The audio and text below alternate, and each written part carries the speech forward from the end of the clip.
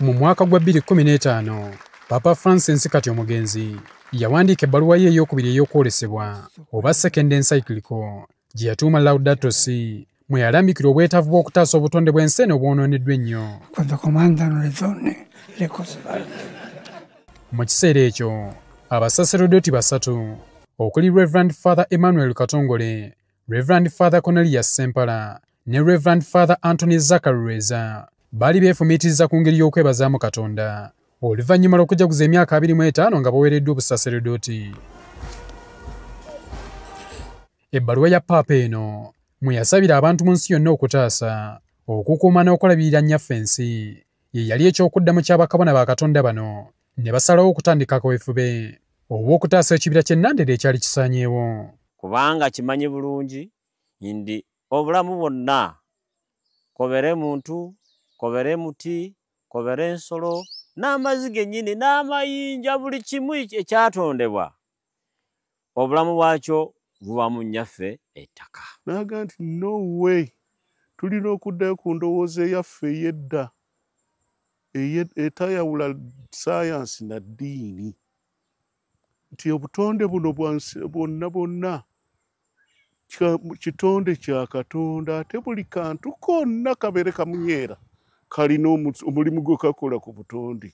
Kino kyajja oluvannyuma lwe yali omwepisikoopi w'essaza lya Kasana Luweero, kati Ssaabasumba w'essaza ekkulu erya Kampala Paul Ssemwogerere, okubakwasa ettaka ly'ekereziya okwali ekibira kino nga kiriko obugazi bwa yiika 95 wabula nga kisaanyeewo.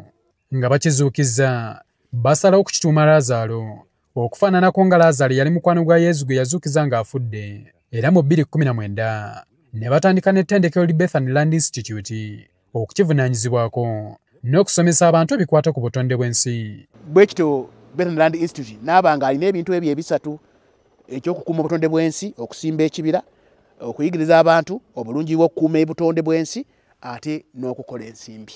Mindset change, okulowooza, okuteekawo endowooza empya eneewa abantu ensi endala ku eyo gye tulina. The Pope has shown us that the earth is more of a mother.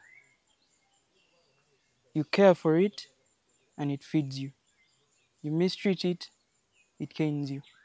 Bano bagamba nti wadde ng'okufa kwa Paapa kondedde ne gye bali, naye ate balina essuubi nti kugenda kuzuukusa bangi okulaba nga baanukula omulanga gwe ku kukuuma n'okutaasa obutonde bw'ensi gwe yakuba ng'akyali mulamu. Kati okufa kwa Papa Francis ye nsubuko, kati ate y'entandikwa egenda kuddamu okulungamya ebbaluwa gye yawandiika. Nsaba Mukama amuwe ekimuli eky'emirembe, atulekedde ebbanja ddene, era omulimu tujja kwongera ogukola n'amaanyi gaffe gonna. Papa Francis aziikiddwa olwaleero mu ekereziya ya St. Maria Maggiore wabweru w'e Vatican nga bwe yalaama, era kati ekirindiriddwa kwe kulonda agenda okumuddira mu bigere mu bbanga ttono erijja. W'ommula Mirembe omulangira w'ekereziya ow'Ebiri 65. Herbert Kamoga, NTV ku ssaawa emu.